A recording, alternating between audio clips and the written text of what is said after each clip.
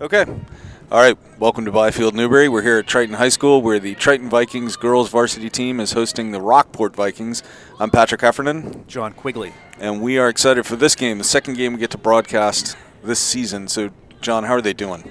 So Triton started off pretty hot. They were 5-0. They started with a doubleheader against Ursuline, 2 5-inning mercies, then 3 shutouts in a row, and then took their 5-0 record to North Reading. North Reading has been the class of the league the last few years and lost a tough one, 7-10. 7-10. You said they were leading in that game too. They had a good lead going into the fifth.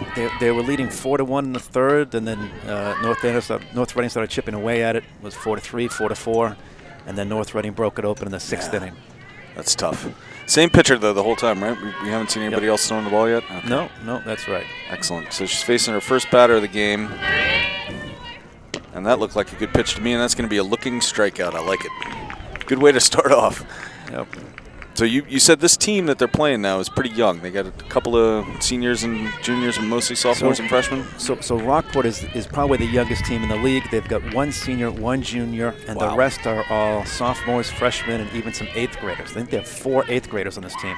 No kidding. All right, so this is Abby Engel, their number 2 hitter, who is a senior captain. And she gets a base hit right out to center field.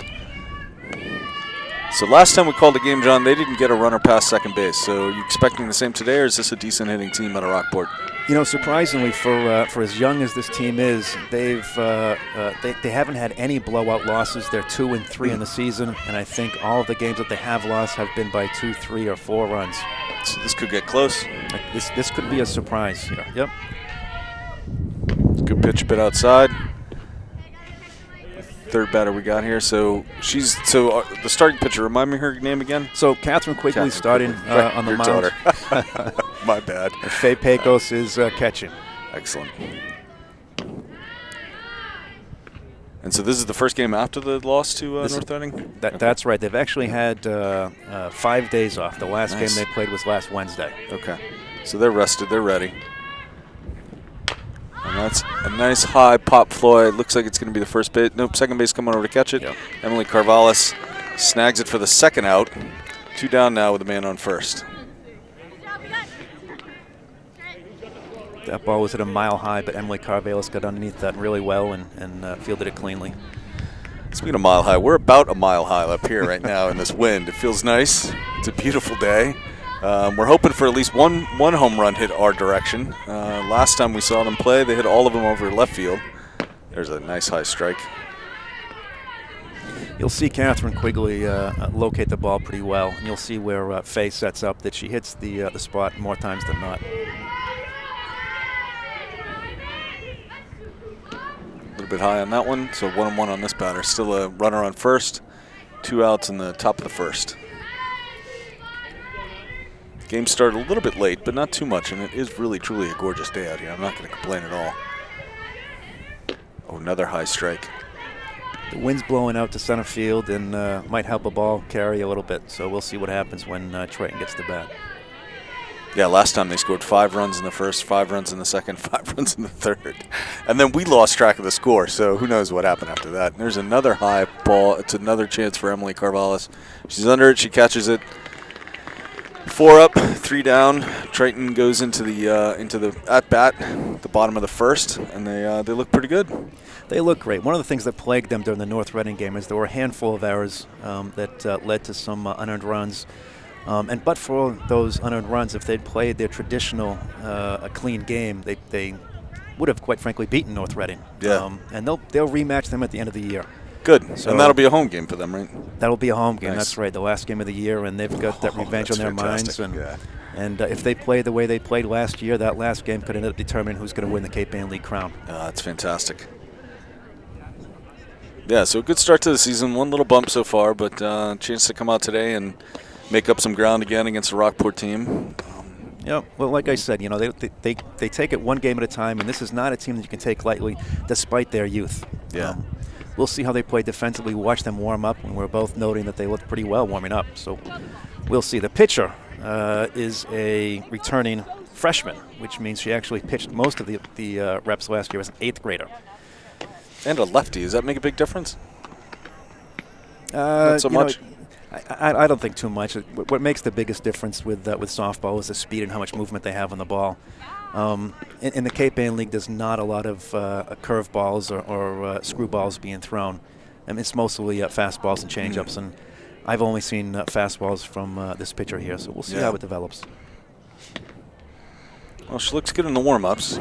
Team looks good in the warm-ups. Hopefully we see a closer game. It was fun last time, seeing all those home runs. It was a lot of fun. But losing track of the score because Triton scored so many runs takes a little bit of the tension out of the game. Well, I think we had it at 19-0, and the actual score was 21-0, so it wasn't too far off. Right.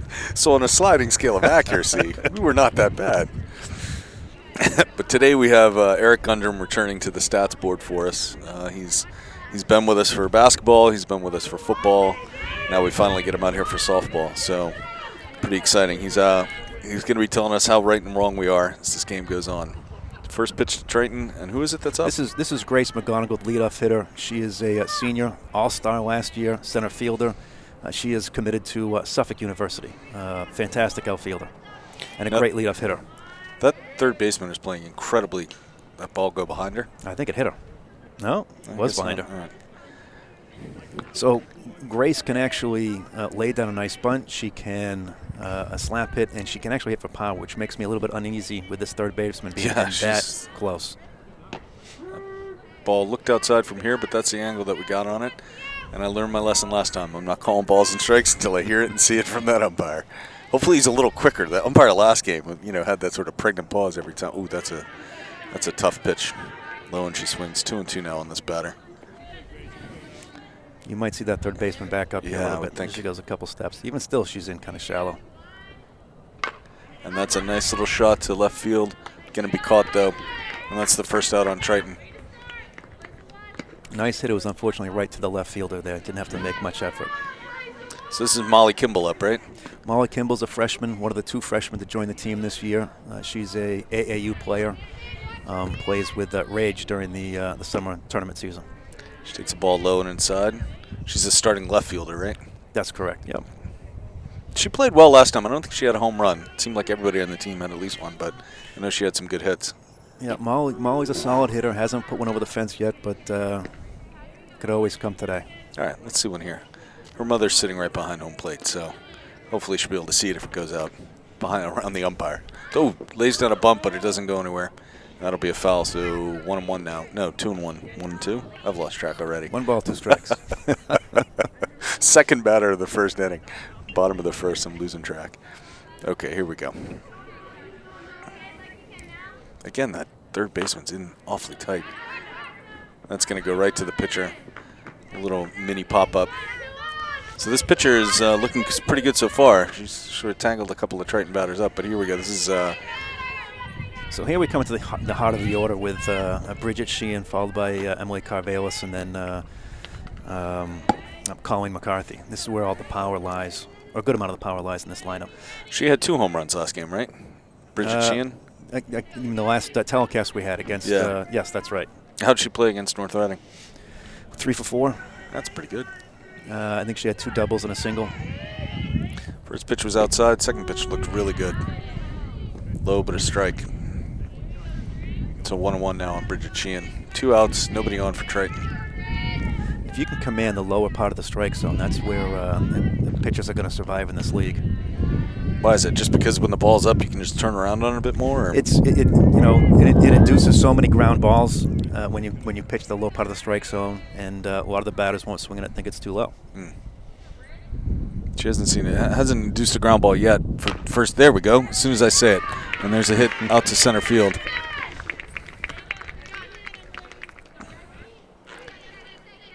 So we got a runner on first now for Emily Carvelis. 2 out single to put the runner on first for MK at the plate here. Emily's got 7 home runs through 6 games. Let's see another one right now. Take that first pitch for a strike. Is Bridget a threat to steal or not? Doesn't seem like there are a lot of steals. We didn't see any last time, but well, last time there were so many balls hit over the fence, there weren't many opportunities. But there's another shot on the ground, and she's going to get there to second. Ball comes in. Got another single to the outfield on the ground, and now we got 2 on with 2 outs and this is Colleen McCarthy, Colleen right? McCarthy, number Excellent. 25, third baseman. Yep. She's a senior captain as well. Solid third baseman.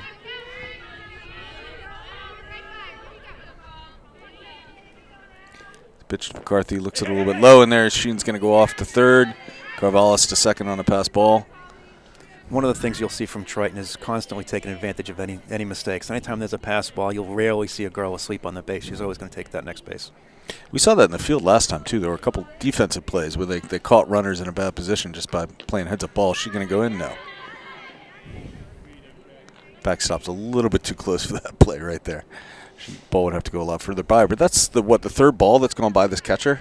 That's right. I mean, could be seeing a lot of that today. That's one of the dangers of trying to hit the lower part of the strike zone is when you lose them too low, it's tough for the catcher to handle it a lot of times. That one goes up high, and I think it's a 3-0 count. And McCarthy with 2 on now, both in scoring position. Not a lot of hard hits so far. And that one's about outside too. Must have been 2 and 1. 3 and 1 now on McCarthy. Yep. Colleen's got a beautiful level swing with power. She's not going to It's need it gonna there, take a though. walk. The runner's going to And get the runner's going to come in. And she's safe. Nice play. Great play. No She's cover going all runs. the way to second. Beautiful. No Heads cover up play, just like you said. Just like you said. Heads up running by McCarthy. Saw that nobody was covering second base, so she takes it on the walk. That's exactly right. A lot of girls wouldn't be paying attention to that. She saw that second base wasn't covered, and she immediately went there. And the second baseman just couldn't get there in time. So it's hustling to first base to start. You're not just walking, even though it's a walk. So good heads up play. Now we got second and third. Again, 2 outs. Who's coming up now? So this is Eve Pecos. Eve the is catcher. Faye is Go. the catcher, and Eve is a twin sister. Eve is in right field. All right. Eve's got 4 home runs in the season, all over the fence. Oh, that's a nice pitch for the first strike on her. That was one that she would typically take over the fence. So 1-0 Triton. Bottom of the first. 2 men on, 2 men out. And the right fielder at bat. We haven't seen too many hard hit balls. Let's see one here. Ooh, that looked outside from here. Yeah, that was tailing out, and I think he gave it the corner. So 0-2 count now on Pecos. Chance to do something, add up some more damage here for Triton. That one's definitely outside. With an 0-2 count, even a 1-2 count, you've got to protect that plate pretty well, and anything close, you've got to take a swipe at it.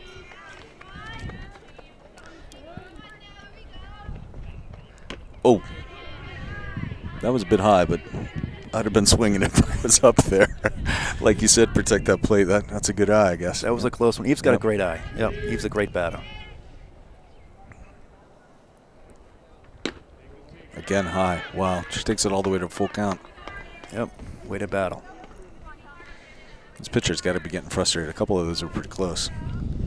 I thought that last one was very close to the top of the strike zone. Pitcher rushed that one and she put it inside. Yep. She did not go through her normal motion. She just threw that ball in as quick as she could. She just walked another batter. So 2 walks already in the first inning for this pitcher. Now we got the bases loaded for, is that Mia? This is Mia Berardino. She's another freshman. She is the first baseman. And that ball's low but a strike. Now we know where the strike zone is with this umpire. She, I know, hit 1 out last time. She against Pentucket, that's right, Yeah. she did. Yep. And she takes 2 strikes as well. Last 2 batters have gone to 0-2 against this pitcher. See what happens with Mia. Her mother also sitting right behind home plate. Yep, Mary and Angela sit right behind home plate, I think, every game. You know, it's funny, you can look around some of their parents and they take up their typical spots. Yep. Oh, man. And again, this pitcher is just getting squeezed. So 2-2 now on Mia Berardino with the bases loaded in the bottom of the second. 1-0 Triton. Here's the pitch. And that one's outside, and it's a full count again. So the runners will be going. And Mia Berardino with a chance to do some real damage here. Everybody's running on the pitch, and it's outside. It's ball 4. Walked him in. 2-0 Triton. 2 RBIs on 2 walks. And we got the bases loaded again. Who's up now? So this is now the catcher, Faye Pecos. Faye Pecos. All I right. think the first runner came in on a pass ball. And the third run is going to come in on a pass ball as well. Oh, and she's got to back it up and stay there. So McCarthy scores, and we got 3-0 Triton. Still 2 men on, still 2 outs. They've scored every run with 2 outs at this point, right? That's right. First 2 batters were out, and they've scored every run after that. Catcher's having a rough day. This is the danger when you've got a pitcher that's got some control issues. And like I said, you've got 2 freshmen out there, so they're doing fairly well for freshmen. But it's a tough job to nail all these balls down. So low for the first ball on this batter. So again, this is Faye Pecos. This is the catcher for Triton. Low and inside again. 2 on, 3-0 Triton in the bottom of the first. Mia Barandino at second.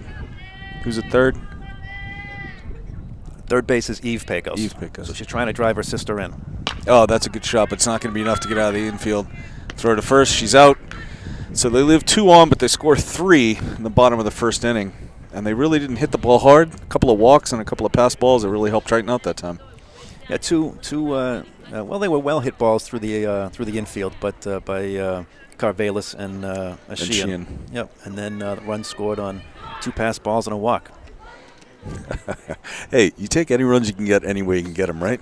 Doesn't matter. Well, look, it all comes down to being aggressive on the base paths, right. And this Triton team will take advantage of every single mistake that you make. Of course, from our perspective, some home runs would be nice. Just saying. Well, the second time through the lineup, when the girls have seen the batter already once, they might be able to tune in on her. Be a little quicker on it. So we're gonna have who we have coming up for Rockport. They're 5, 6, 7 batters. That's right. So we've got Taylor Frost leading off, the number 4 hitter. Number 5 hitter. Number 5 hitter. Yeah. 5 hitter. That's right. And who's Triton's game on? The next game is Friday, right? Scheduled for Friday? No, they've actually got games Monday, Wednesday, Thursday, and Friday of this week. So 4 games this week? 4 games, yep. No they kidding. were rained out last Friday. All right. And that game got pushed over. So they've got 4 games this week, all against Cape Ann League opponents they should be able to pull off a nice little 4-game stretch. Nice. Who's their next game against then? No, I don't know off the top of my head. I'll have to take a look. Who do they play Friday? That's the other game we're hoping to broadcast. You put me on the spot here. It's my job to ask the questions, brother. It's your job to answer them. I've got to go to my trusty, dusty phone here and find out. All right. All right, so top of the second now with a 3-0 lead for Triton. Quigley on the mound, facing Rockport's number 5 batter. Pitch is a bit high for ball 1. Triton playing sort of regular depth. Nobody looks like they're expecting her to bunt or anything. So Triton started with their typical lineup. This is the. Ooh. There's a great play at third base. Good throw to first. Mia Barandino with the catch. Nice play all the way around. So this is their traditional defensive starting lineup. This is the way they've started all 6 games. And you saw a beautiful play there by Colleen McCarthy ranging to her left. Colleen did a great amount of hitting during the offseason, and that shows this year. But her defense has been unflappable this year. That's what you need. That's defense wins championships. I know I've heard that somewhere. Here's the pitch from Quigley. Again, a bit high. Goes past Pecos. You got 1 out now in the top of the second. You know, if you've got a pitcher that pitches to contact, and you've got a good defensive team, it's a deadly combination. This team, I think, averages maybe 1 error per game, if that. The North Reading game was a bit of an anomaly, but this is a solid team, and I think the entire infield could be all-stars.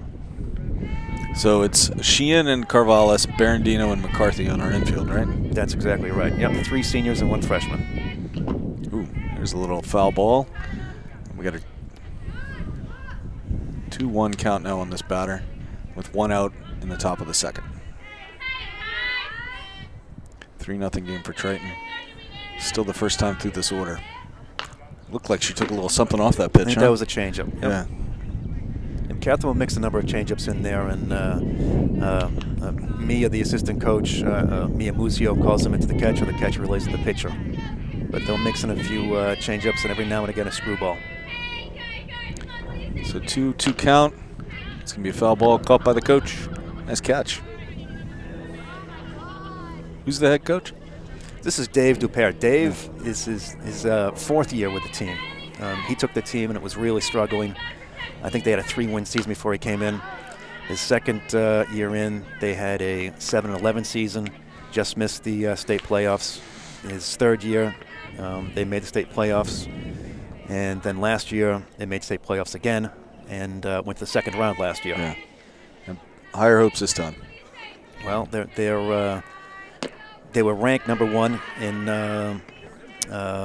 the Division II North last week. Right. After losing to North Reading, they've dropped to number 3 in the poll.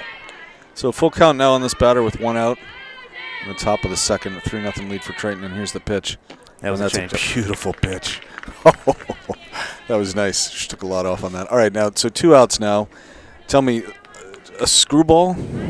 So a screwball that is typically a great pitch you want to throw. It's and the one that Catherine throws, it is what they call a screw rise. So it tails inside to a right-handed batter and up and in. How often is she going to throw that? It all depends on the assistant coach and how often she wants to call it. I don't think you'll see that many. You might maybe see 5 or 6 in a game. Yeah. She has a drop curve as well. And that one does exactly the opposite of a screw rise. There's a nice high fastball. 1-1 on this batter. 2 outs now. So the assistant coach is calling them all. How often does Quigley just wave them off and say no? Not too often, right? I can see you're laughing. You knew where that question was going. I think the answer to that one is never. Yeah, that's okay. You can say that on the broadcast. You can say something else when the mics are off, so that's all right. 2-1 pitch now on the batter with 2 outs. And there's a 2-2 pitch. Got her for the strike. Let's get another. We had a strikeout looking to start off the game. Let's get another one of those.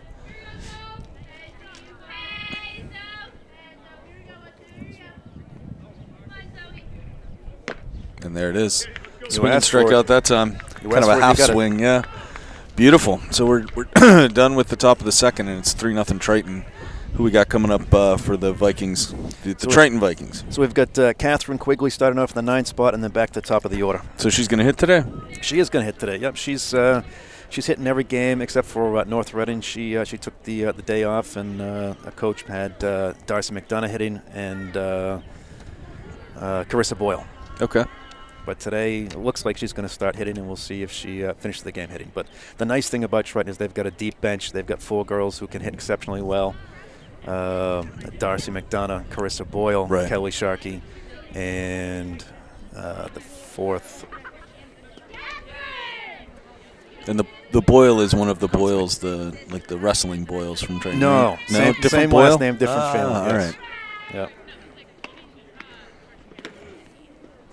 Yeah, we had that conversation last time about a lot of the different players that have brothers and sisters that have played, and it's kind of a nice thing at Triton, you know. That's right. See that. Izzy Reiniger is the Izzy the other Reiniger, player, right? Of course. Right. Yep. Yeah. And we were saying the last game, Izzy plays soccer, and is there another Right. sport she plays, or is it just soccer? I think it's just soccer and softball. So the infield there for the Triton Vikings. So Barandino, Carvallis, Sheehan, and McCarthy were all basketball players too. That's right. All starting basketball players at different times during the season. So. Yep. Yeah, it's great when girls can play multiple sports. And sometimes you'll see that the difference in the sports will carry over. You'll watch Darcy McDonough, and you'll watch her lateral movement. She's a goalie in soccer. Yeah. And she often plays the outfield, but she could fill in for Sheehan or for Carvallis at second base or shortstop. And then Sheehan is a field hockey goalie. Oh, right, so yeah. Again, you've got that lateral movement. Yeah. All right, so here we go. Bottom of the second. Triton up 3-0. There's the first pitch low to the Quigley, the Triton pitcher. I always like watching these pitcher versus pitcher matchups to see if they can outsmart each other.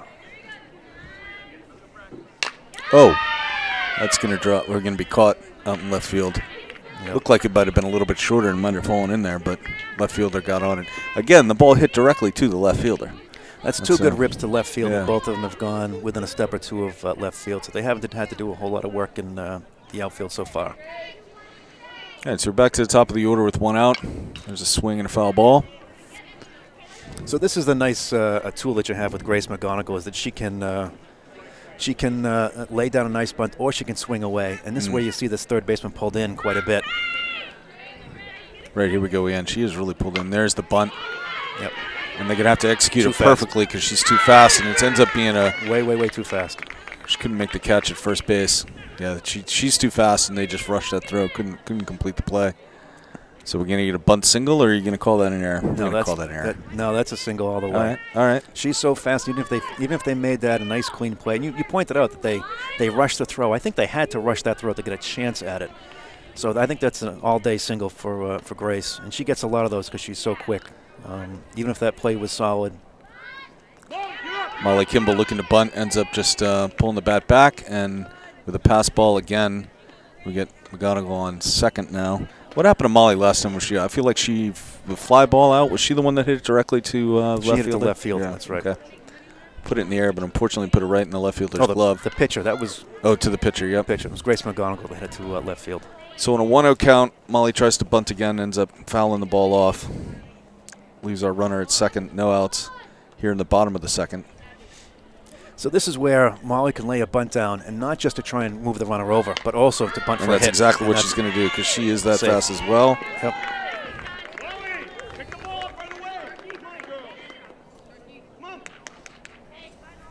So Molly Kimball stays at first. We got runners on the corners with no outs. Bridget Sheehan at bat. There's been a lot of pass balls, a couple of walks. All the runs have come in on, pass balls and walks. So 3-0 for Triton. Let's see if we can double the score right here. So this is oftentimes when you've got a first and third situation where you might see a show bunt and see a steal from second to second base. And that's exactly what she did. Molly Kimball now at second. Bridget hit the single up by the pitcher in the first inning.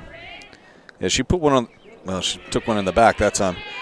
She put one on the ground right after I said that the pitcher hadn't been inducing any ground balls last time. This one she takes one in the back, and we get the bases loaded again with no outs. And Emily Carvallis up. Emily up with the bases loaded. This is exactly what you want to see. Yeah.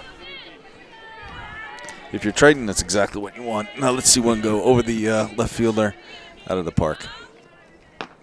First pitch is a strike. That was a very dangerous pitch to throw against Emily Carvallis. Is Triton coach to look at the first pitch almost no matter what or not? Because it seems like there's a lot of not a lot of swings on the first pitch. There's a lot of girls who just like to time it up. Yeah. Nice rip. Shot right down third base line. And Molly Kimball's going to make it home. And now we got her caught in a rundown. Bridget Sheehan now caught in a rundown. Trying to get to third. She's going to get in there. Face first dive. She's in. 2 runs are going to score on Emily Carvallis' ground single out to left field. Great base running by Molly Kimball. She comes around to score on that. And a couple of errant throws, and then we had a rundown with Bridget Sheehan, and she manages to dive in there. So here's what you saw. There's no rule against diving, right? No, at first? Fantastic. Absolutely dive in. And one of the things we talked about is that heads-up base running. And as you saw the rundown between second and third, Emily Carvallis came on from first and to take second. So we got 2 on now on scoring position. No out still. Another pass ball. And this must be... this is Colleen McCarthy, the third baseman, senior captain. And 2 more runs in now, 5-0. No outs. Bottom of the second. Colleen's hitting about 600 in the season so far, having a fantastic year. No kidding. And there's a good little drop. She's going to drop it right into right field. A perfectly placed hit. Two runs. Emily Carvallis with the wheels, and she's in. Beautiful. And then here goes McCarthy out to second base on the throw in from the outfield. Beautiful play. Clears the bases, puts herself on second, scores 2 more runs on just a beautiful hit right to the right spot where you got a runner on second and third. Really well done by McCarthy. This is where you see some of the youth from Rockport coming in. That throw in was nice, but the throw from first base to home was an ill-advised throw. You were not going to get Emily Carvallis, and by throwing that ball from first to home, that allowed Colleen McCarthy to go from first to second. So now a little bit of a timeout and a meeting on the mound for the Rockport team. Talk about probably the fundamentals you were just talking about. It's 2 more runs come in, and we're at 7-0 now.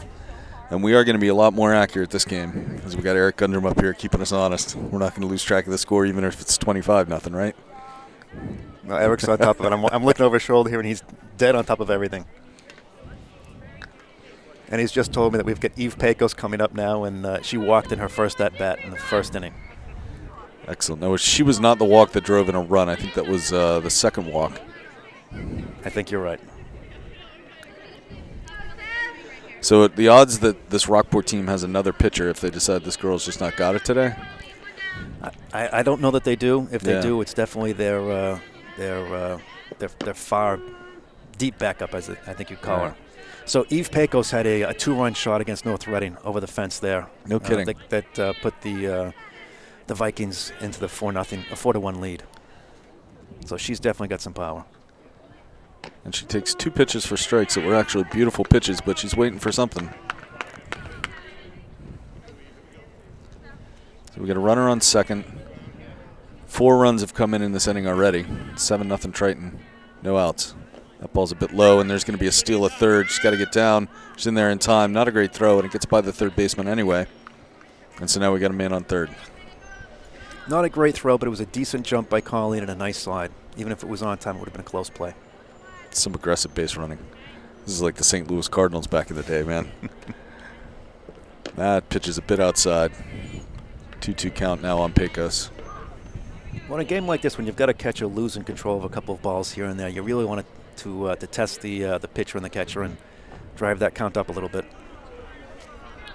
Full count now. Still no outs. Pitcher does feel like she's rushing it a bit at times.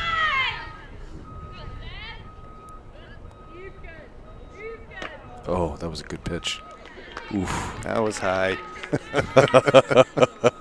Wow. Eve's a good batter. I think the way that it comes in from up here, it looks like it's better than it was. That was pretty high. I'll go back and watch the tape and I'll decide then. Yeah. But then what difference does it make what I say? The umpire called it a ball. And she's on first base with a walk. And Mia Barandino now at the plate with runners in scoring position and no outs. She's going to fake that bunt. Same thing. And that'll put Pecos out on second. So we got runners in scoring position again now for Mia Barandino. So in softball, when you've got a first and third setup, it's very common you try to steal second base. And if they make that throw to second, you send the runner in from third. Little grounder goes to first, goes to home. She's going to be in time, but she's going to slide under the tag. So Mia Barandino is going to be out at first, but she's going to get an RBI. She's going to get an RBI for that as Colleen McCarthy comes in to score. First out of the inning for the Vikings, but they've got a man on third still, and another run comes in to make it 8-0 now. Once again, we've got Faye Pecos, number 11, the catcher, trying to drive in her sister on third base, Eve Pecos. We do this every single inning. I think it'll be a good game. That pitch is a bit high. I could see that. Ball 1 on Pecos.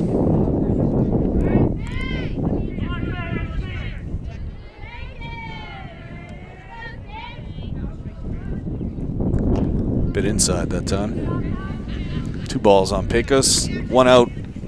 Bottom of the second. Who was that Red Sox pitcher that was incredibly slow? Remember who I'm talking about? This pitcher is the opposite of that. She just gets up there and throws the ball right away. Not my favorite pitcher, El Guapo, Rich Garza. No, not El Guapo. No. He could have been a fast or slow. Who would remember? You just remember his nickname. That's it. There's the pitch. That one's going to trail outside as well. Another pass ball, but the runner can't go this time. There's 2 outs. Mia Barandino was out at first. I don't recall another out. To lead off, Catherine Quigley hit the ball to left field. Right. That was a long time ago. Okay. 2 outs now. And that's a really good pitch. Yep. So 2 outs, runner on third. Pecos trying to drive in Pecos. 8-0 Triton. She's going to try to put it to, well, I was going to say put it to her father who was over in left field early. I don't see him over there now. She fouls one off.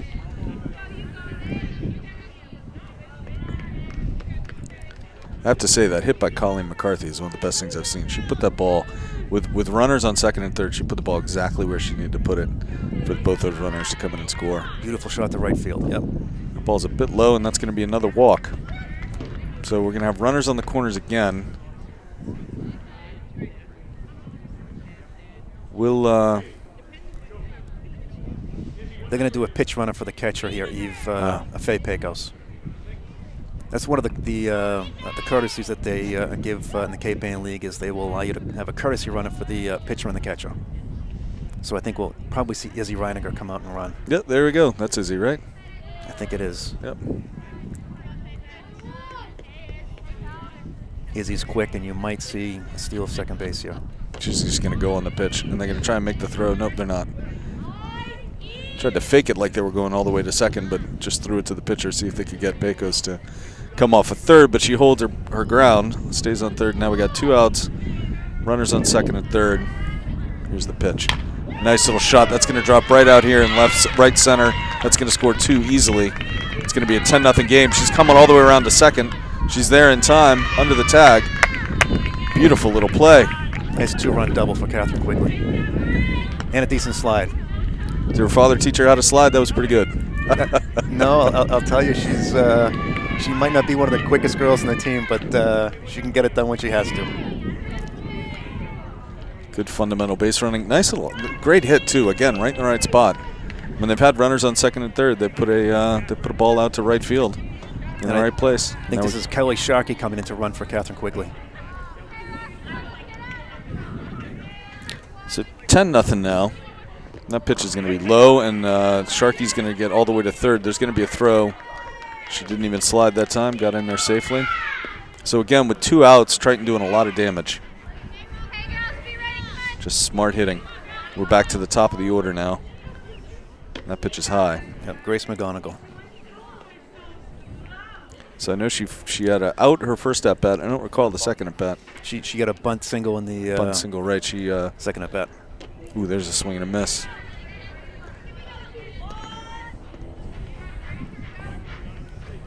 Grace has wall power, as they say. She can absolutely bounce one over the wall. Maybe even put one over. She can hit it right here. We're sitting here nice and high. See if she can hit the camera crew, hit us. That'd be fantastic. And that one's going to be low, and it's going to go past the catcher. It's going to be ball 4. She's going to take her base. Is she going to look? Yeah, she is. She's going to take that base easily. Heads up base running once again. Always taking that extra base. That brings me back to Little League days when the catcher wouldn't make that heads-up play and would actually throw it, and the ball would go into the outfield, and then the outfielder would throw it to third, and the runner would just keep going. Yep. Ooh. And you'd have a walk that scored a run. So Molly Kimball's the second batter hit today by the Rockport pitcher, and that's going to load up the bases with 2 outs. So Sheehan and Kimball both hit by pitches, and Sheehan up to bat now for the second time this inning. And she's going to drive one just past the shortstop into center field. They're going to send her home. She's going to be coming around. She's going to get there safely. Molly Kimball back to second. She's going to have to get in, and she's safe. Ooh, that was close, though.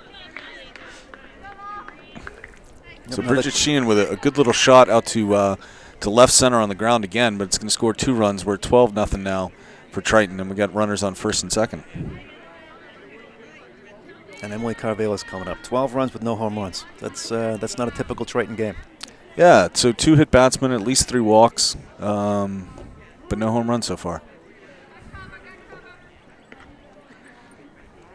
Carvelis takes a low strike. And we're still only in the second inning at, I counted as 12-0, but I am not the most accurate at keeping score. I've got 12-0 in my head as well. Eric Gundrum here is trying to keep up. They're scoring so fast here, it's tough. Maybe for the next game, Eric Gundrum can do the calling, and I'll keep the book. We'll see what happens. That's a shot. It's gone. That's a home run. It's gone. It's gone. It's out. She only missed us by about 30 feet. Number 8 on the season for MK. Clears the bases with a home run to just pretty much dead center. Beautiful hit. Scooped up by the athletic director, Sean McGinnis. And 3 runs come in to score. And we're now at 15-0 in just 2 innings. But again, with 2 outs. We'd have to go back and look, but I feel like they've done most of the damage with 2 outs on this team. It's very possible that the Cape Ann League is going to come down to a Triton versus Triton showdown for the MVP. Yeah. Bridget Sheehan and Emily Carvelis are the 2 front runners, and Colleen McCarthy's got a shot here too, depending upon how she ends up her season. She's hitting 600 right now, but both Bridget and MK are hitting over 700. A loud foul ball off to the right side, nearly hits Mrs. Heffernan over there here at the game. So a pitcher is never the MVP? No, as a matter of fact, last year Haley Catania was the MVP for the the Kinney division. She was the pitcher for Amesbury. And it's possible. But not only was she a phenomenal pitcher, but she was also, I think she hit over 500 for the season. Okay.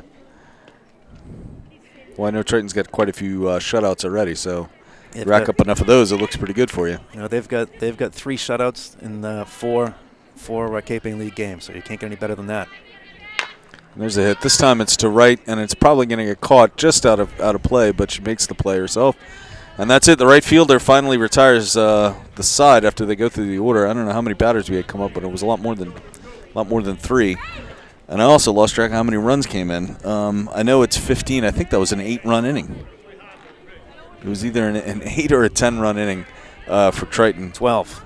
A 12-run inning? Solid dozen. How's that? 3 in the first and 12 in the second.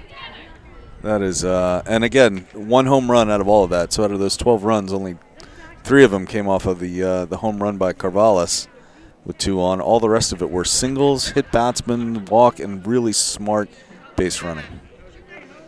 So we've talked about the power of this Triton team and some of the shortened games. In the Cape Ann League, there is what's called the mercy rule, and if you are leading by more than 12 runs after 5 innings, the game ends there.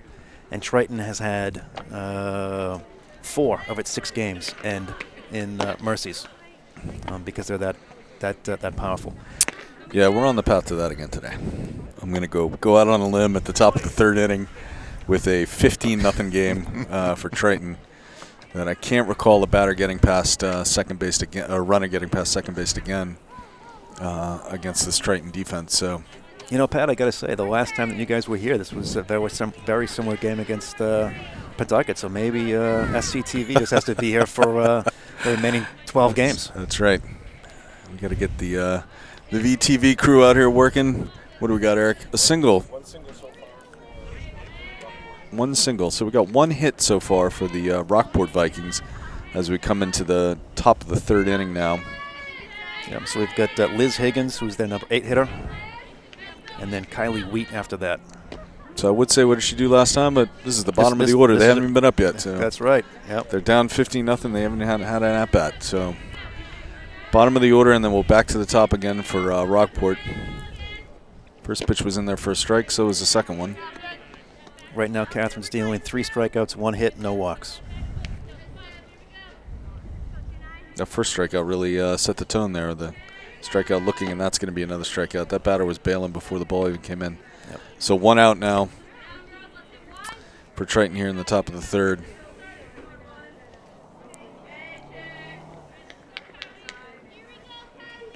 Have we got the same fielders out here? No, we got some substitutions in Triton's outfield on both left field and right field, I think.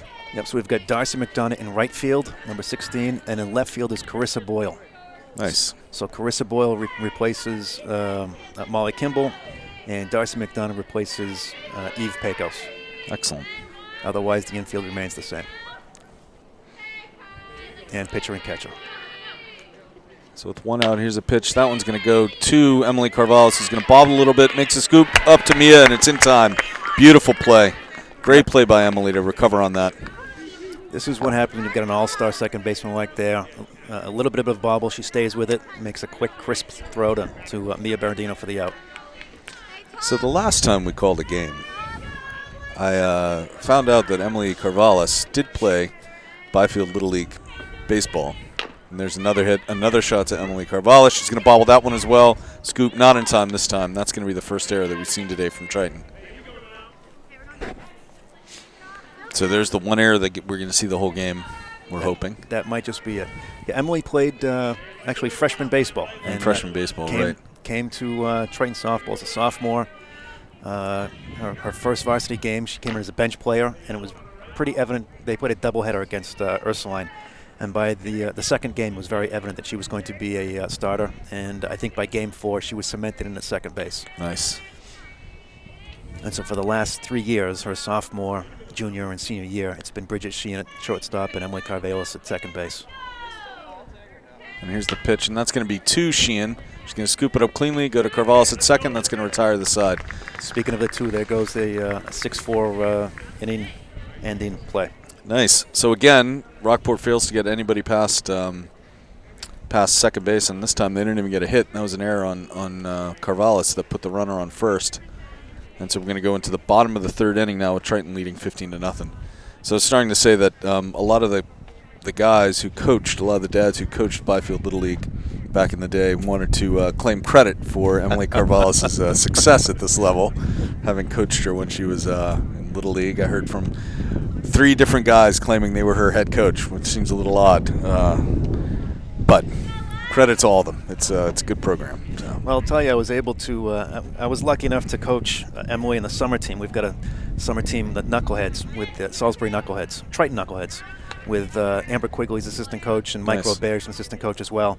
But by that time, Emily was already a superstar, so we really can't claim too much responsibility for her success. Right. Just want to get out of the way, let her do her work. That's exactly it.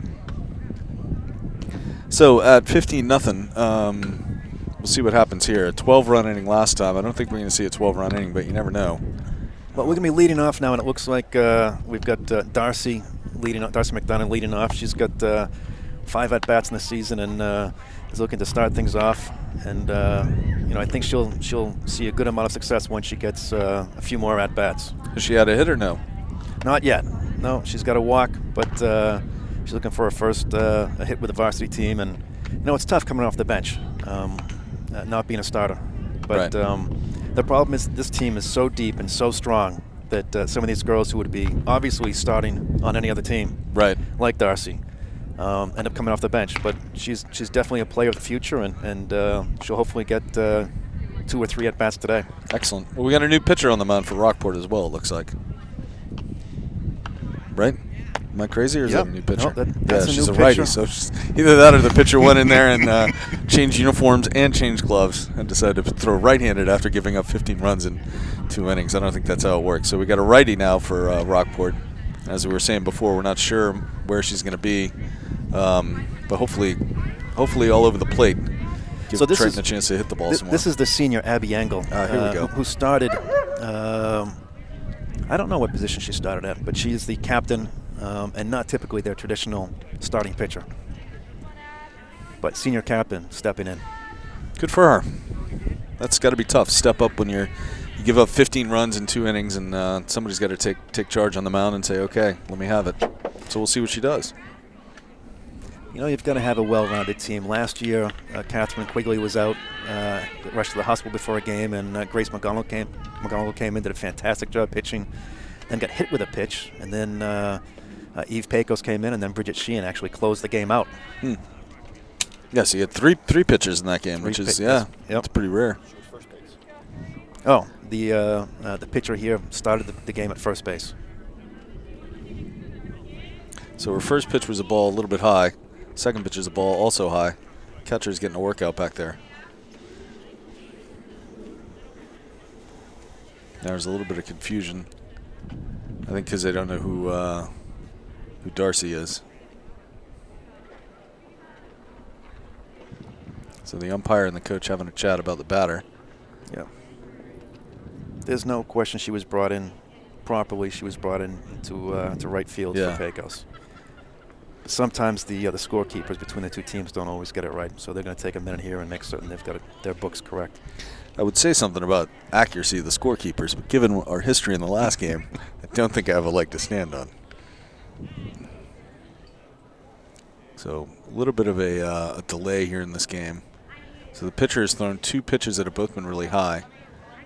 Just getting a chance now to sort of calm down, get her feet under her. I'm going to give a little shout out here to the Triton scorekeeper down there in the dugout and team manager Jordan Frasca. Yeah. Does a fantastic job. She's been doing this for at least 2, maybe 3 years, but great ass to the team. Does a fantastic job down there. Now, what year is she in school? I'm fairly certain Jordan is a junior. Junior, all right. She's definitely an upperclassman. It's good. You got to have that. You got to have some consistency. Important for these programs to have somebody a kid that'll step up and do that. So participate in that way. So the third pitch is a ball. Another high pitch from this senior pitcher. Just gonna throw that one in. That one's gonna get called a strike. pretty much as long as it was close, it was going to get called a strike. And we got a 3-1 count now. You know, you get a 15-0 game. You get a pitcher who's having a tough time hitting the strike zone. You're exactly right. Anything close, and she might just get the call. That was a little bit not enough close. So Mira Barandino coming to the plate now with 1 on, nobody out. This game is a little bit out of hand. Hopefully we can see some more clean play out in the field by the Triton Vikings and more hits like that one.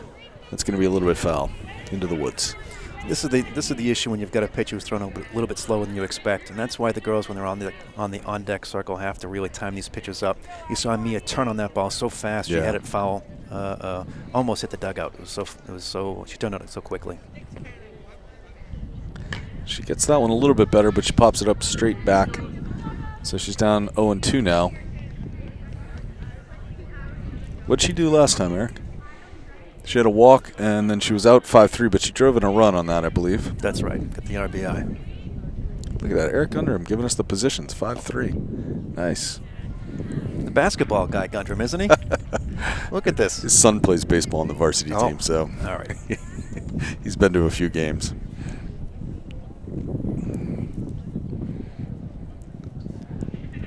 So 1-2 count on Barandino. Here's the pitch, and she's going to hit that one over the center fielder's head all the way to the fence. So Darcy's going to round and take third. Mira Barandino is going to come in for a stand-up double. Nice little hit. Nice little piece of hitting. That was a good shot there. One hop the wall. Mia's put, I think, 2 home runs over the fence this year. She's hitting it right towards us, just a little bit off. That's all right. We'll get one here before this thing ends. We'll have one come land right in our laps, knock us off of this van. Let's hope not, I guess. All right, so 2 on, no outs. This is a Pecos up to bat. She calling timeout. Needs another ball. Eve, as I mentioned before, had that 2-run shot against North Reading.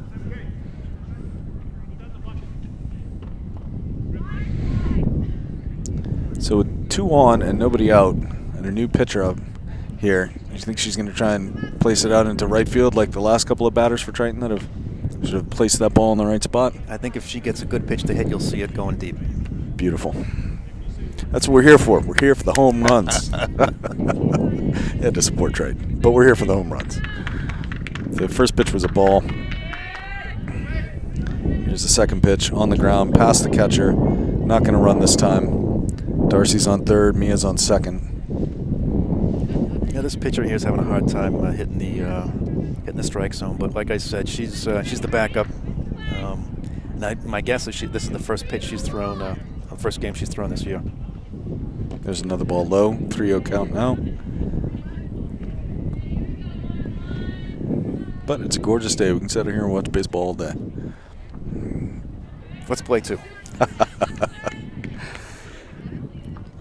My guess is Rockport might say thanks, but no thanks. Yeah, probably not. 3-0 pitches outside and high for a walk.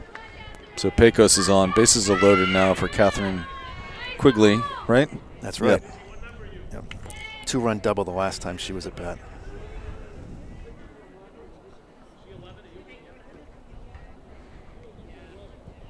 And so fouled out in the first at bat.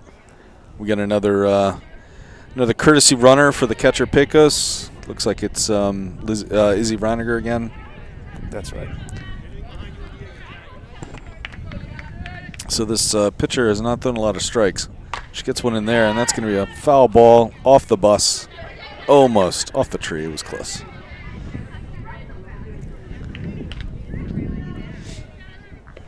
As the Triton varsity boys come in from their practice, they're supposed to stop and watch a game, right, Mr. Gundrum? Yep. We'll see what happens. Here's a pitch, and that's going to be in for a strike, right? Yep. That was a good pitch. So after walking the last batter, this pitcher is now up 0-2 on Quigley. The bases loaded and nobody out. In the third inning now here at Triton. She's going to take that one, and that's going to be a looking strikeout. Strikeout looking for Quigley. It's the first out of the inning. And we're back to the top of the order. Grace McGonigal, senior center fielder. We're going to make, oh, that ball's low in the dirt, but not advancing the runners this time. Bases loaded with 1 out. So McGonigal has been up a few times now, and I've lost track of what she did, although I know she was a fly ball out in her first at-bat. She had a bunt. She had that bunt single that she was too fast down the line. They had to hurry up the throw. Got nowhere near her. And now there's a second ball. Oh, that's calling a strike. All right. I was going to say the second ball, but I think I would have learned my lesson. I think this ump's getting a little bit generous with the strike zone now. Yeah. So 1-1 now on McGonigal. Bases loaded. Here's the pitch. That one's definitely low, unless we're playing cricket. And the scores in cricket are not unlike the score we have today. Just saying. But you don't get many shutouts in cricket now, No, do you? You do not get any shutouts in cricket. And I watch enough cricket to know you don't get any shutouts in cricket. Here's the pitch, and that one's going to be low and outside as well. But that's only the third ball, not the fourth. So 3-1 count now with the bases loaded. She has a chance at an RBI. The odds are pretty good. This pitcher has not been able to put the ball close to the plate yet, except for the Quigley, ironically enough. And that pitch is going to be in there for a strike. Got her full count now. Full count, but with only 1 out, we're not going to see the runners going on the pitch.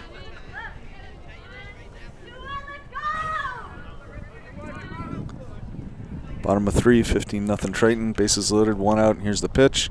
And that one's going to be back to the pitcher. He's going to field it cleanly, go to home. There's the out there, and that's going to be it.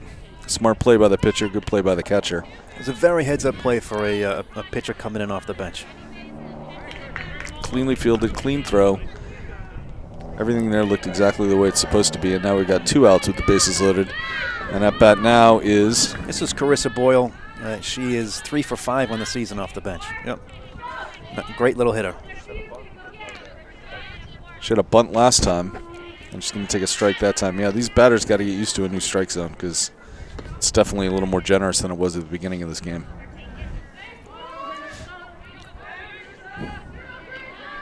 And here we go. Here's the pitch. And that's outside. 1-1 now. Bases loaded, 2 outs. What did she do last time? You said she had a bunt single? And hit by pitch. One of 3 Triton batters hit by pitch today. And that one pitch went behind somebody, too. I think that was Molly Kimball, the first three at bats. So I think this is her first at bat this game. Yep, Carissa Boyle's coming in. Right, okay. So she doesn't get credit for Molly Kimball's at bats. Doesn't quite work like that, huh? Here's the pitch. And that one looked really good, but not going to call it a strike today.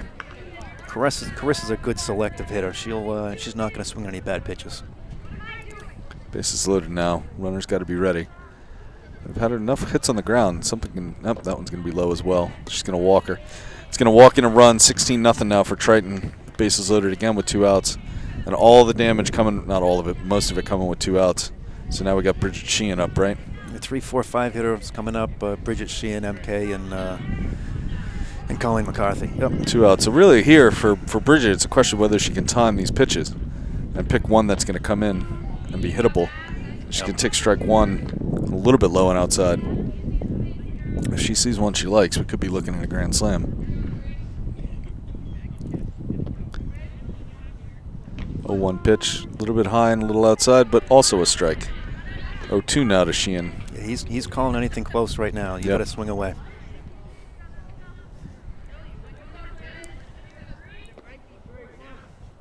That one's definitely not going to be called a strike. So Sheehan's looking at a 1-2 pitch now with the bases loaded and 2 outs. With all the home runs that Triton has hit this year, and I think they're now around 15 or 16, I don't think there's been a single grand slam yet. I think they've all been maybe a 3-run shot here and there, but they've always been solos, doubles, or triples. We saw a 3-run hit today, and that one's going to be deep and it's going to go over her head. It's going to be a bad play out in right field, and she's going to end up with a stand-up double. I don't think we get to credit her with a double on that. We got to call that an error. You know, the sun? It was a tough play in the sun there. You know, if the ball can be played cleanly with reasonable effort, then it's supposed to be scored an error. So we'll have to go to John McCarthy on that one. He's my official scorekeeper. So Sheehan gets herself on base and actually sends in 2 more runs. So I've lost track now, fully lost track. I think we're at 19, possibly only 18. That pitch is high and way over the catcher's head. And so Emily Carvallis is looking for another home run today, another 3-run hit if she can get it. 8 home runs through 6 games. Emily's going to the Navy after graduation. That's fantastic. And that's a bit outside. And I should have mentioned when Bridget Sheehan was up, Bridget is committed to Penn State. Good for her. Nittany Lions, fantastic. Yep. Of course, it's in the middle of nowhere in Pennsylvania, but a lovely school. That one's going to be low. He's not even going to call that a strike. So now Carvallis has seen nothing to hit after hitting a home run her last at-bat off of the other pitcher, and she's got a 3-0 count now with first base empty. This pitcher should be throwing around her, but she's not. She's going to give her something to hit, and it's going to be a hit right out to left field. It's going to score just 1 run this time, and so she'll stop at first. RBI single. Yep. Sheehan's at third. And coming up to bat this time is Colleen McCarthy. Colleen McCarthy is a third baseman, senior captain, and she is going to Roger Williams. Nice. Now, when you've scored 3 touchdowns, you stop having that girl on first run to second on the first pitch, correct? Well, that's usually the way it's done. Yeah. I think as a courtesy, they've stopped stealing home and stopped trying to steal second on a first and third play. So, again, 2 outs and all the damage being done by Triton. And here's the pitch. And that one's going to be a nice looping fly ball to right field, caught this time. And that's the 3rd out of the inning. And Triton is up by a score that we don't know. We're going to have to wait until, is it 19? I feel like it's more than 19. Mr. Gundram's on top of it. I think you got 19 It is 0. 19. So 4 runs in that inning. So at the end of 3, 19-0. And this game has got a funny pace. It's felt slow at times, and it's felt very fast at times. So we'll see what happens in the next couple innings. Well, we've got at least 2 more at-bats for Rockport to try and make something happen. But it would have to be something pretty huge. So Triton coming back out onto the field to see if there's any other changes. So we're going to the 3-4-5 hitters in Rockport's lineup. Lauren Ryan, Kelsey Anderson, and Taylor Frost. Out in the field, looks like we have Izzy Reiniger coming out to play center field. Darcy is back in right. Boyle is in left. And I don't see a change in the infield. Or do we? No, this is the same infield. All right.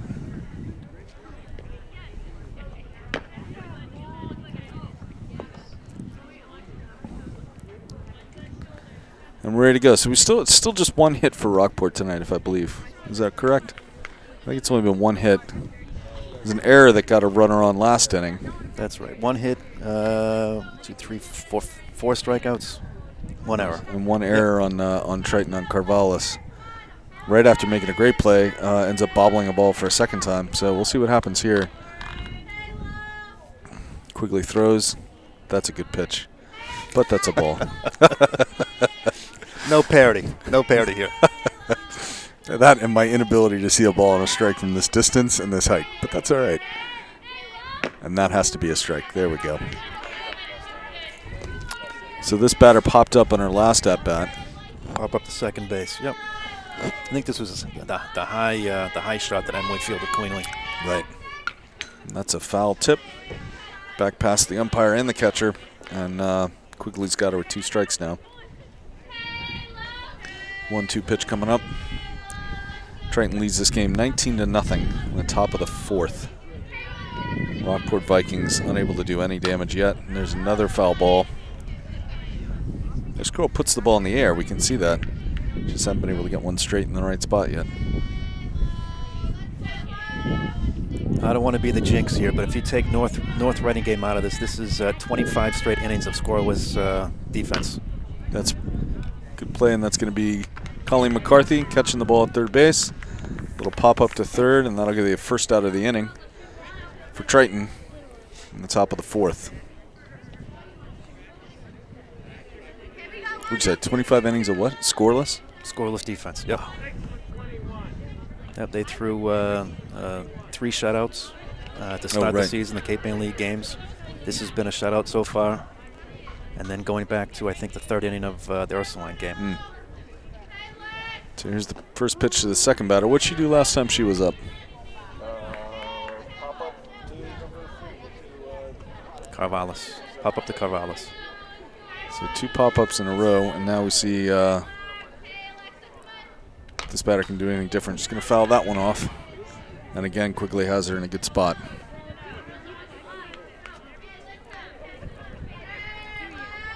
Quigley being efficient, Triton's defense being efficient. 19-0 game now. Here's the pitch. That's a little bit outside. Not by much.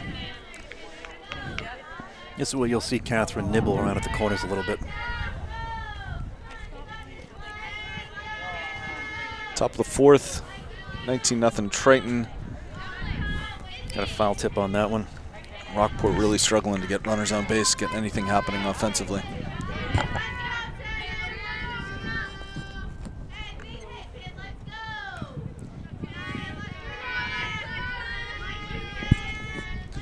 Here's Quigley's pitch, right down the middle. That's going to be a shot, and Pecos is going to make the catch. Nice play. A little foul pop to the catcher, and she pulls it in. Textbook, toss that mask back, get underneath the ball, and make a clean out. Well done. That didn't even look like it was hard. I mean, that was like practice, like just the coach throwing the ball up in the air for that one. Well done. 2 down now. So, Pat, tell me who we've got in the camera down there on by first base. I do not know. You tell me. Is that Jonathan Riley? Could be. I think it is. Senior here at Triton. Oh, nice. Yeah, I've failed in getting the names of all the crew today, unfortunately. It's a little weird, honestly, being on top of the van. I don't have the same sort of immediate feel of who's all around us. We have a very strange view. But so we got Jonathan Riley, you said, working a camera. Jonathan Riley, and he's a senior, looking forward to his graduation. And he's quite the little filmmaker himself. Oh, yeah? He's done some films for some short films for Viking TV, I think. I'm not sure he's going to get highlights out of this call that we're doing today, but you never know. You never know what might stand out.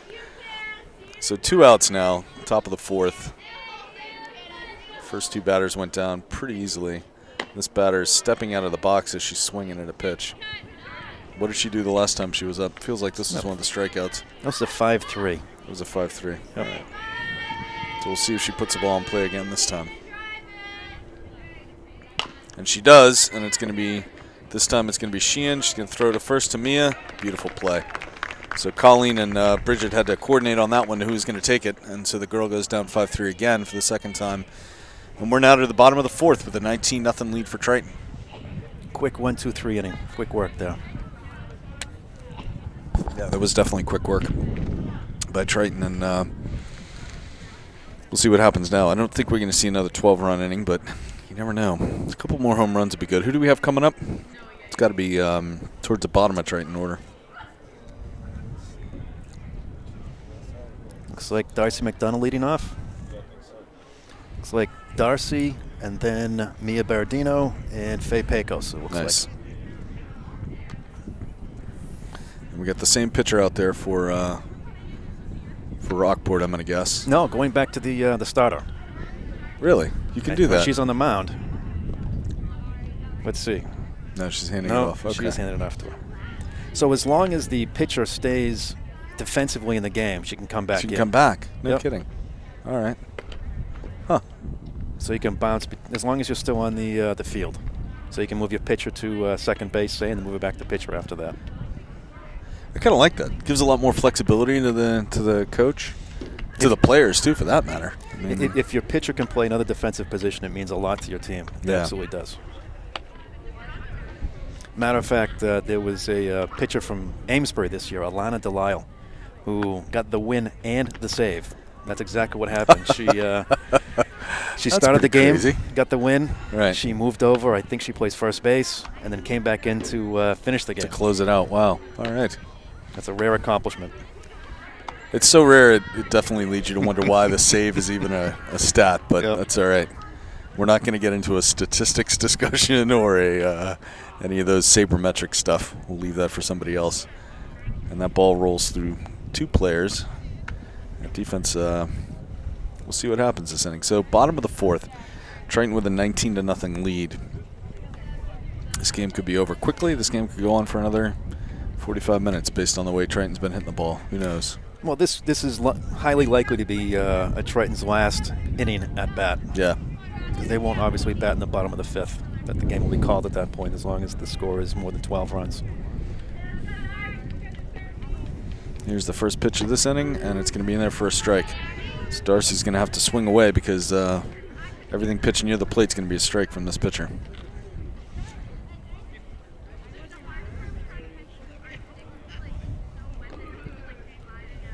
That one's a bit high, though. 1-1 now on Darcy. Darcy's a hard-working kid. She was actually doing some hitting yesterday on Sunday with local hitting coach, Coach Betancourt, who does a fantastic job with some of the baseball hitters and softball hitters. He's a Raleigh guy, right? No, I don't know where he's originally from, but his daughter coaches Endicott. Oh, nice. I think he's doing lessons up in Methuen right now, but fantastic coach. Darcy puts the bat on the ball, but it's going to be to the second baseman. A little pop out to second. Stays in the infield, and that's one away for Triton. And so who's up to bat now? That is not Mia Barandino. This looks like Kelly Sharkey. Kelly Sharkey. Substitute.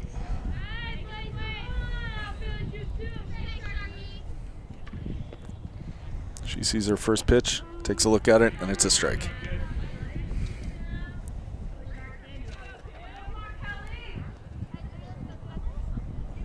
Triton with a comfortable lead.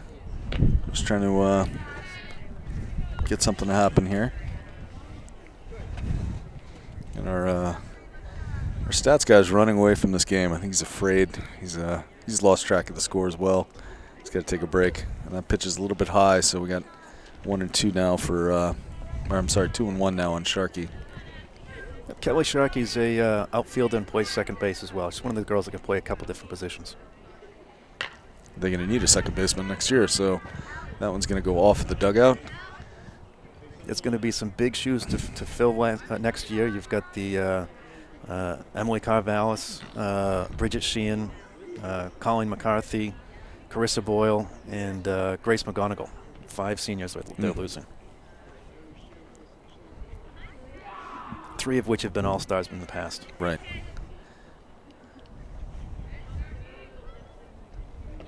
So here's the pitch now from Rockport, and that's a good swing, but it's a miss. That's a second strike on her. I believe it's a 2-2 count now with 1 out in the bottom of the 4th. This pitcher's actually settling in here. She's not doing too bad this inning. She is, yeah. We haven't seen as many high pitches or as many on the ground as we saw before, and that's a great pitch, and that's an out. Rung her up. Yep. So that's the second strikeout looking for this pitcher since she came into this game. Back to Faye Pecos here now.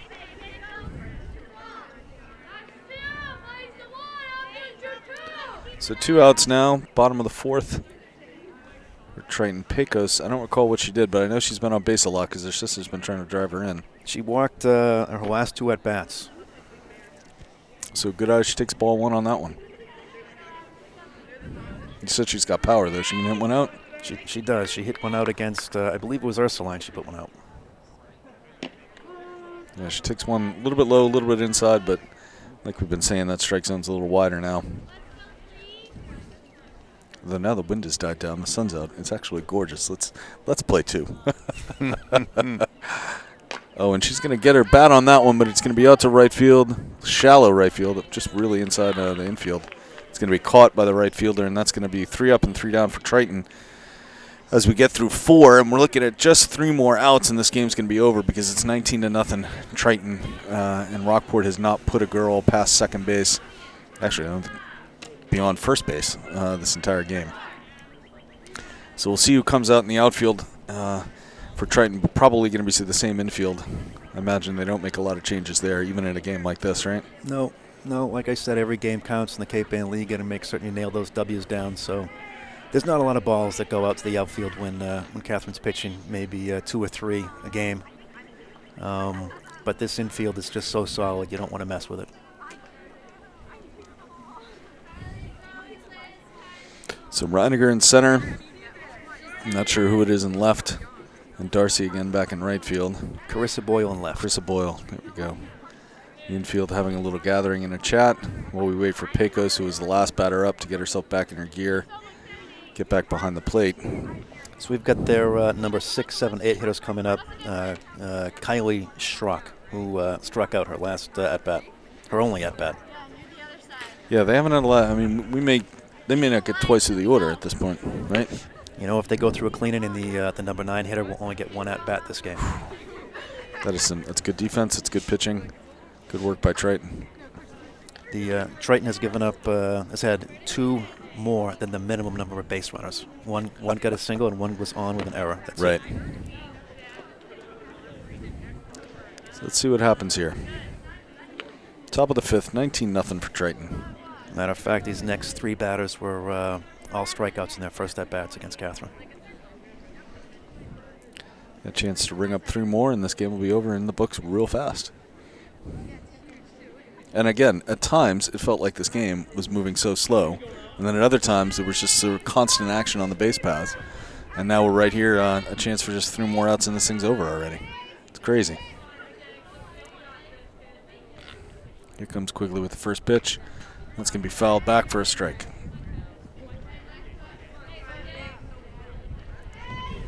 Does it get hard to stay focused when it's 19-0?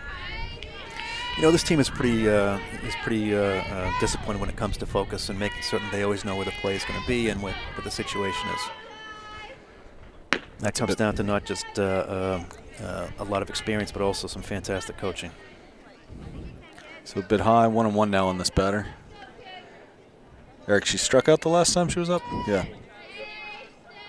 Struck out swing. She takes another ball, another good cut, and another foul. Can be down 1 ball and 2 strikes.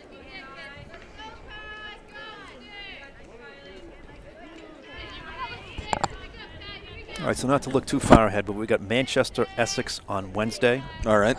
We've got Masconomet on Thursday, and then Newburyport on Friday. Oh, fantastic. Newburyport. Good rivalry game. Well, I don't know. Is it? I mean, I know it is for Triton, but is it for the softball teams? Well, you know, last year, Newburyport got shellacked the first game. I think it was 17-1. There's a hit right back to the pitcher. Quigley's going to throw to me at first. 1 away. The first game last year, I think it was 17-1, and the second game was something like at 9-7. They all of a sudden came up with a very close game, or 8-6, or something like that. It was a two-run game. But this year, Newburyport's having a tough go of it. I think they've only got 1 win against 4 losses. Well, hopefully we're here on Friday, weather permitting. We'll call that game as well. Here's the pitch from Quigley. That's a bit high. Fast, though. Seems like she's picked up some speed. Almost like she wants to get these batters out, give her arm a rest. You know, she does that. She usually picks up her speed 3rd inning or so. So this batter also struck out swinging her first time up, and she takes a strike there. It's a nice little changeup, inside changeup. So 1-1 now with 1 out. Nobody on. Triton 2 outs away from another big win. And that one's going to be a little blooper, and it's going to be caught. Sheehan, that's at the shortstop position, comes in right in front of second base and scoops one right off of the dirt. Nice little play. All-star shortstop right there. She got a good jump on that because that thing looked like it just had just enough air under it to die, and she managed to get over there from playing pretty far deep at shortstop. Fantastic read off the bat, yep. So 2 down now, 1 out away. And this girl puts the bat on the ball again. It's going to be an easy play at first to Mia, and that's going to be it. That's going to wrap up this game. Just like that, 1-2-3 to end the 5th inning with a 19-0 win for Triton. So, Pat, I've got to say, the 2 games that you've covered, it's been 40-0 combined, 2 games. So as far as we know. Viking TV's got to keep coming back to all these games. Absolutely. Well, it's fantastic. It is really, it's exciting because the girls are playing such good fundamental softball. And what we saw today, especially in the first couple of innings, was the way that they hustled around the base paths, the way that they were smart running against their own hits, the way that they moved, and then just great defense. We saw 1 error, but I mean that's been it in this entire game. For Triton, so it was really well done. And so they've got momentum now, right? After a 5-day rest, they go into a 4-game week. They got Emily Carvallis again with a home run, Quigley again with a shutout. So they look good going into this, right? And solid defense, great offense. Yeah, they're back to clicking on all cylinders. No question, this is the way you want to go into the next 3 games to have a fantastic week. So Manchester-Essex, strong team, weak team, where are they in the order? Middle of the pack. Middle of the pack. You said Masco. Masco? Masco's had a tough year so far, and Newburyport's had a tough year as well. So hopefully this will be a 4-win week as long as we can get the games and weather permitting. Yeah, weather permitting, we'll be back here on Friday. We'll cover that game as well. We'll get to see Newburyport. I like a good rivalry game against Newburyport, even if the Newburyport team doesn't really show up. We're still going to be here. We're still going to cover it. Thank you very much, John. This was a lot of fun. Eric, as always, thank you for keeping these stats for us. Lot of writing for you today, but it was good. And thank you to the VTV crew. Glad we got out here again today, and they wrapped this game up in an hour and 20 minutes. Was it really that? They make short work of it, don't they? Yes, they do. Fantastic. Great win for the Vikings, and we'll see you next time. Thanks.